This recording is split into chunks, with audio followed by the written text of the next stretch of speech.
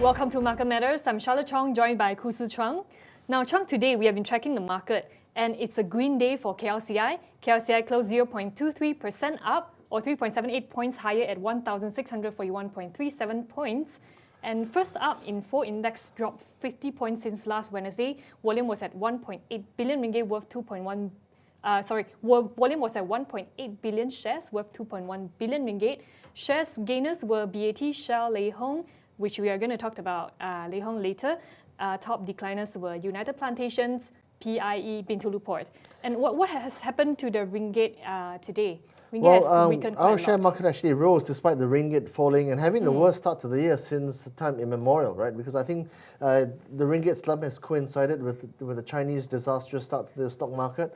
No surprises with oil prices being at the sub $30 per barrel level. So clearly, can't really blame the Asian Finance Bank head of foreign exchange, Zulkifli, who says that the ringgit could weaken to $4.45 in the near term. Now, today when we look at US dollar versus ringgit, it was at 4.41, and it's likely to drop until 4.45. Looking at how oil prices has performed in the past few days, now it's at about 30.96 US dollar a barrel. Yeah. And Prime Minister Dato Sri Najib actually came out and said last week they are going to review budget 2016 because of the low oil prices. Correct, because budget 2016 has been forecast at $48 a barrel.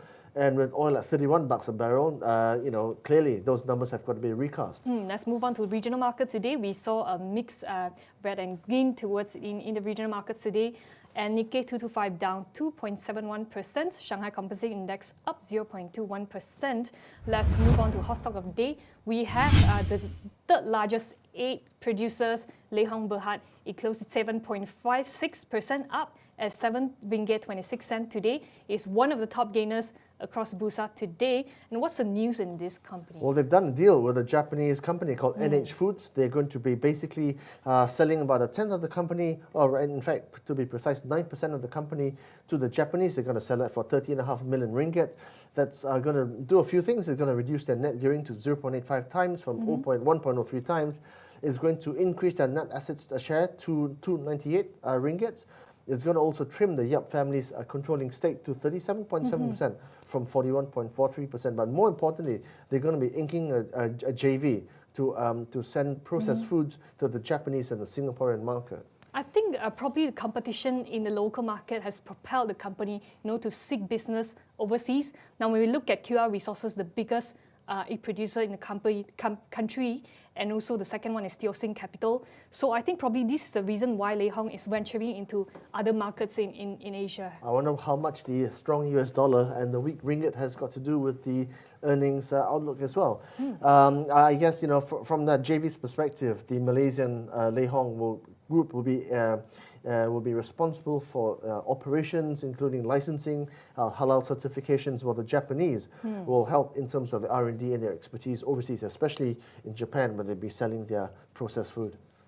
Now, I think other than, research and development, I think NHF will contribute to expertise, and they will probably, give more advice on how you are going to export your food overseas in countries like Japan, or Indonesia or Singapore. Yeah. So, what is more interesting as well is the deal increases the liquidity of the free float.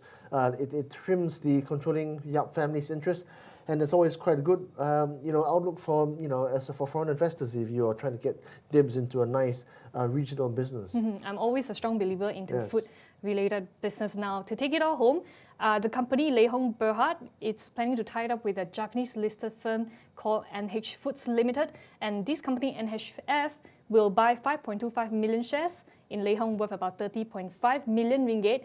This JV firm, they are planning to set up a JV firm, and in which Lay Hong will own 49% stake, and NHF will own the remaining 51% stake. Now let's move on to stocks with momentum today. We have Kimlun Corporation Bhd. The stock went up 6.62% to 1.61 today, and it ended near day high of 1.62 ringgit. Yeah, 3.25 million shares were traded. That's the highest daily volume since April last year. peg this positive momentum by the edge. So obviously there's something going on, and there is actually, because you've had people like Kenanga Research saying that the construction sector is one of the few sectors alive in Malaysia. There's lots of deal flow. They don't like the big caps. They like the mid to small caps, and they like the nicely still lowly valued counters. And in fact, Kimlun is their top pick for Q1 calendar 2016. Now, the Edge Research pegged this stock as positive momentum, mainly because this stock has more room to grow moving forward. And we take note that shares has actually gone up 50% from 1 ringgit 06 on August 26 last year. And when Alliance came up with a report, it was traded with 1.26 million shares. But today, when we look at the volume, it was at 3.25 million. It was double the volume of shares from last year in December. Yeah, so the reason Kenanga are so bullish on Kimlun is because they think that Kimlun are the front runners for the MRT2 project, expected to begin early this year, and also looking for more infrastructure jobs such as the Pan-Borneo Highway, as well as the Sook and Dash highways compared to building jobs. That's a nice income diversification scheme for this company. Now, how do you feel about the construction company as a whole? Do you think it's better than property if you compare with property? Well, property is slowing down for sure, but the spend for construction is coming from the government. They've got no choice. They've got to build highways and roads, infrastructure. That's part of the promise they made to the people, during election time. So this is coming through.